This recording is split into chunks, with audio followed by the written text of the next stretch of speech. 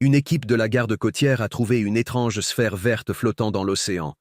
Et quand ils l'ont tirée, tout le monde a été choqué. L'équipage était en patrouille de routine lorsqu'ils ont remarqué quelque chose d'inhabituel dans l'eau. C'était rond, vert et flottait sur les vagues. Au début, ils ont pensé que ce n'était qu'une vieille bouée. Mais en s'approchant, ils ont compris que ce n'était pas pareil. L'objet était trop gros et trop lisse. Lorsqu'ils l'ont tapé avec un crochet, un bruit métallique fort a retenti. Tout le monde s'est figé. Ce n'était ni du plastique ni du bois, c'était du métal. Ils ont attaché une corde et ont essayé de tirer, mais il ne bougeait pas, comme si quelque chose de très lourd le retenait sous l'eau. Le capitaine a alors appelé des plongeurs pour enquêter. Le plongeur est descendu et a suivi la corde dans l'obscurité. En atteignant le fond, il a été stupéfait. Ce que les plongeurs ont découvert sous l'océan a laissé tout le monde sans voix. La sphère verte ne flottait pas seule. Elle était reliée à quelque chose d'énorme en dessous. Un câble métallique épais descendait dans les profondeurs et disparaissait sous ce qui ressemblait au toit d'un grand bâtiment. Les plongeurs ont décidé d'aller plus loin, et ce qu'ils ont vu a fait battre leur cœur plus vite. C'était un sous-marin, mais pas comme ils en avaient déjà vu. L'extérieur était recouvert d'algues, signe qu'il était sous l'eau depuis des années. En faisant le tour, ils ont remarqué des inscriptions sur le côté, vieilles et effacées, mais encore lisibles. Les mots étaient en russe. C'était un sous-marin de la guerre froide, perdu et oublié au fond de l'océan. Les plongeurs ont vérifié attentivement, mais le sous-marin semblait sûr, sans signe de danger. Ils ont pris des photos et sont remontés à la surface. Quand ils ont raconté à l'équipage ce qu'ils avaient trouvé, personne ne pouvait y croire. Le capitaine a rapidement contacté le commandement naval et bientôt une équipe spéciale est arrivée avec des équipements sonars et des robots pour explorer le sous-marin.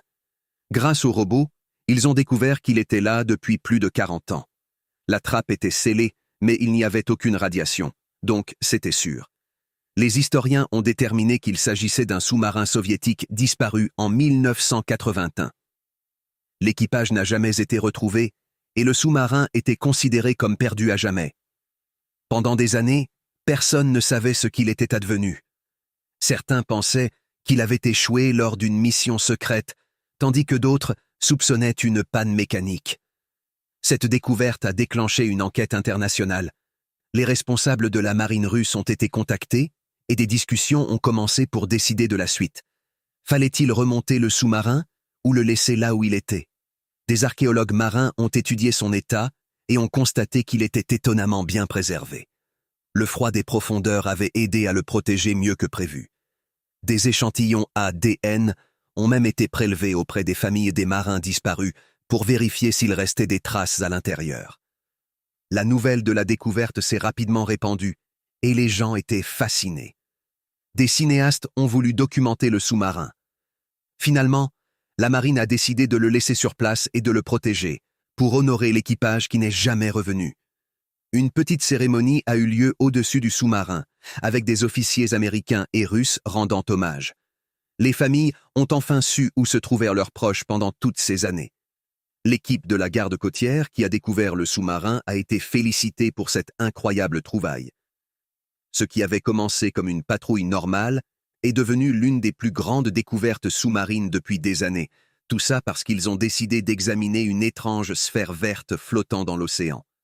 Cela rappelle à tous qu'il existe encore de nombreux secrets dans les profondeurs de la mer, juste en attente d'être découverts. Et vous, que pensez-vous qu'il soit réellement arrivé à l'équipage de ce sous-marin soviétique perdu? Partagez votre théorie dans les commentaires.